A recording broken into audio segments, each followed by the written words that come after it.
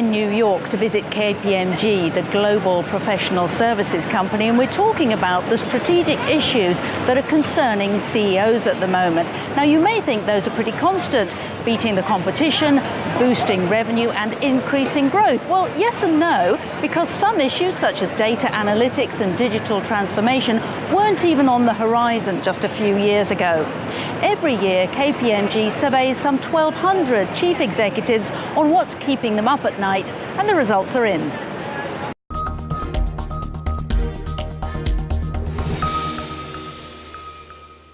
With me now is Gary Reeder, Global Head of Insurance at KPMG. Welcome to the Business Debate. Thank you, Sarah. Good to be here. So we're talking now about what CEOs are focusing on at the moment. And one of the main findings of your survey, Disrupt and Grow, is that technology is sweeping through many industries. And how are CEOs responding? I think, Sarah, 12 to 18 months ago, I think CEOs were generally worried by new technology, particularly in the form of new startups, which is how it was manifesting itself, really. I think what the survey's showing now is they're becoming much more embracing of new technology, of new startups, working out how to work with rather than compete with, I think is possibly the really significant trend here. And alongside that, we're seeing a lot of focus on innovation.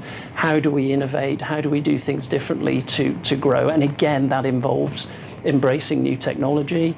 And the another thing about with technology is that it's really allowing companies to move into new industries. So everyone talks about Amazon moving into disrupt, but it's actually allowing pharma companies to move into the healthcare sector and things like that. And again, all of this is underpinned with new technology. And more generally, how confident are CEOs about the global economic outlook? Yeah, I mean, as a whole, they remain pretty positive, both in terms of at a global level and within their own industries.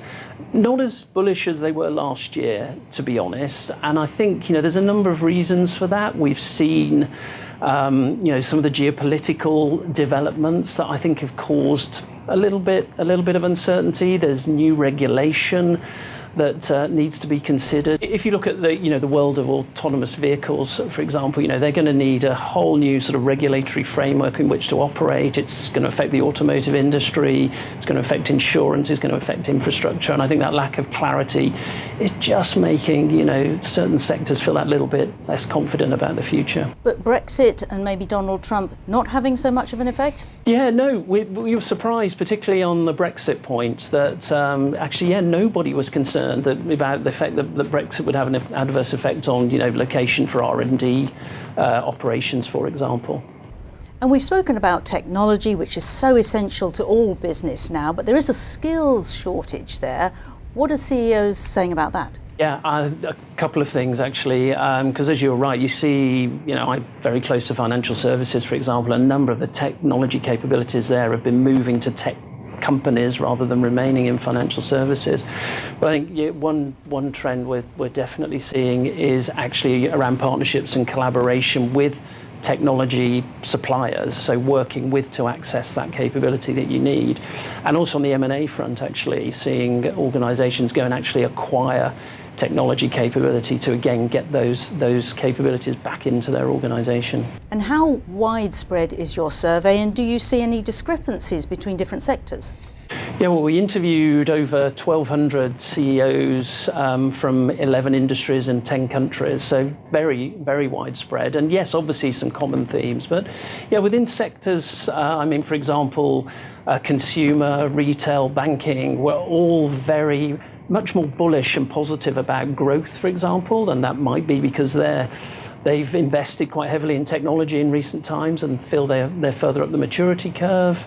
Other sectors were less concerned about the need to manage external stakeholders, for example, than actually life sciences and consumer were.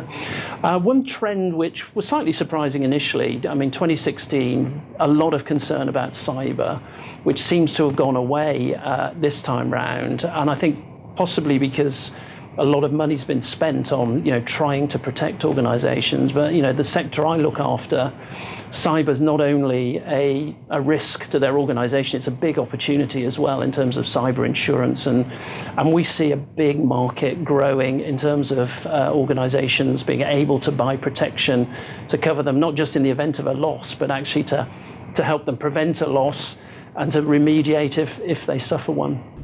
Well, on that note, Gary, thank you very much. Thank you, Sarah. It's a pleasure.